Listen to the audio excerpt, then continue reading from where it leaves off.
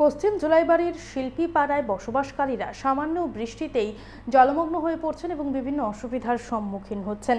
বিলোনিয়া জুলাইবাড়ির নতুন রাস্তা নির্মাণে সঠিকভাবে জল নিষ্কাশনের ব্যবস্থা না থাকায় এলাকাবাসী এই কষ্টের সম্মুখীন বলে অভিযোগ।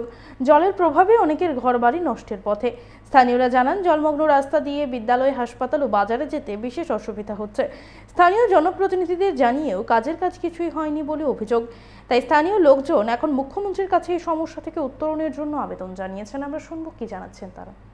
মানে এদিকে জলে সব দোকান ঘাট সব ডুবাই মানে কত কষ্ট, তারা জল জমে থাকে, মানুষ যাইতে পারে না, রাস্তায় আসতে যাইতে পারে না, দোকানে জল ঢুকে যায়।